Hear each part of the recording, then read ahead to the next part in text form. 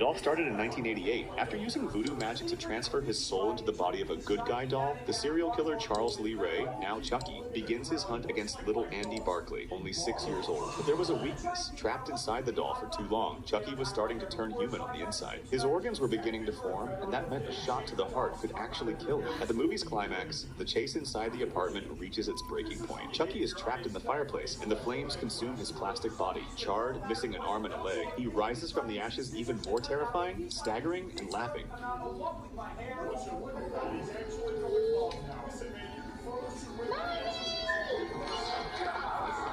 Karen Barkley and Detective Mike Norris fight to hold the creature back. Karen fires several times at Chucky, blowing apart pieces of the doll, his head, his limbs, until he's reduced to scattered parts all over the room. Even so, Chucky manages to crawl through the house ventilation using only one arm, determined to finish his curse. That's when the final shot happens. Norris hits the doll's heart directly, the one spot that could really kill him. Chucky's body jerks back, motionless, and silence fills the scene. The first death in the franchise is unforgettable, and it ends with a macabre irony. The doll's weak voice still spits out his classic catchphrase. I'm Chucky. Wanna play? Find a Planet Fitness near you for one. It seemed like the end of Charles Lee Ray's curse, but as you already know, this was only the beginning.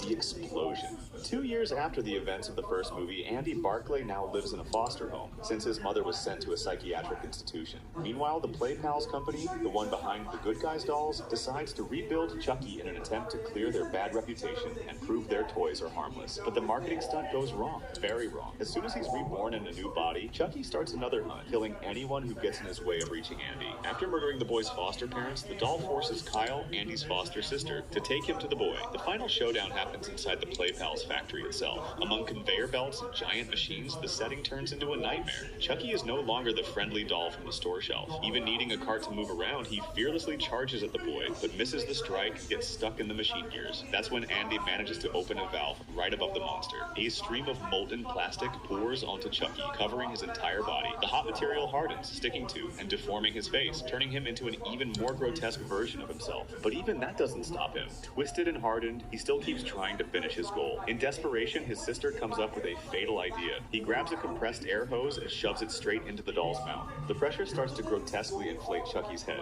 swelling like a balloon about to burst, until it explodes in a rain of plastic, blood, and guts splattering all over the factory. It was one of the craziest deaths so far, and it seemed like the definitive end. But, as always, not with Chucky, the fan.